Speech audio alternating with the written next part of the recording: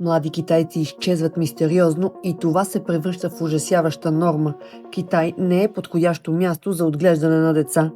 Вълна от изчезване на деца, студенти, млади хора в Китай се разпространява с тревожна скорост, предизвикайки дълбока тревога в обществото. От големите градове до малките села страхът е навсякъде. Родителите вече не смеят да изпратят децата си на училище. Мрежата е залята от видеа на отвличания посред бял ден. В един клип бяла кола спира, маскиран мъж подмамва децата и внезапно отмъква едното. Другото дете хуква да вика за помощ, но вече е твърде късно. Пред детската градина децата се нареждат, за да се качат на училищния автобус. Трафикантите действат професионално, докато един отвлича вниманието на учителя, други грабват детето и изчезват за секунди. Тези видеа дълбоко шокираха родителите в цялата страна. Доклади от множество населени места сочат, че подобни инциденти вече не са изолирани случаи. Чувството за несправедливост и ярост се разпространява бързо. Родители питат къде е справедливостта, къде е моралният ред. Много семейства признават, че вече не смеят да имат деца, а дори да имат, нямат спокойствие. Страх при излизане навън, страх в училище, страх дори при посещение в болница.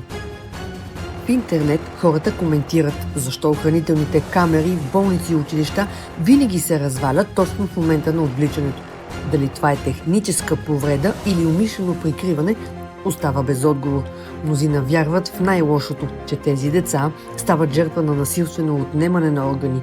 Външни наблюдатели подозират, че много от изчезналите едва ли са оцелели. Вероятно са били превърнати в компоненти за трансплантации.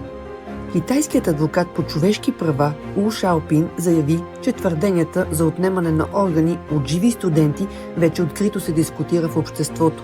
Всяка година Китайската комунистическа партия извършва огромен брой трансплантации, без да е известен източникът на органите. Това кара обществеността да подозира, че изчезналите млади хора са превърнати в насилствени донори за органи.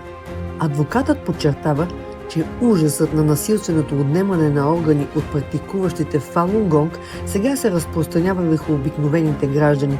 Според предишни разследвания, отнемането на органи от живи хора е инициирано от бившият лидер на Китай Дзян Замин и ръководено от ККП.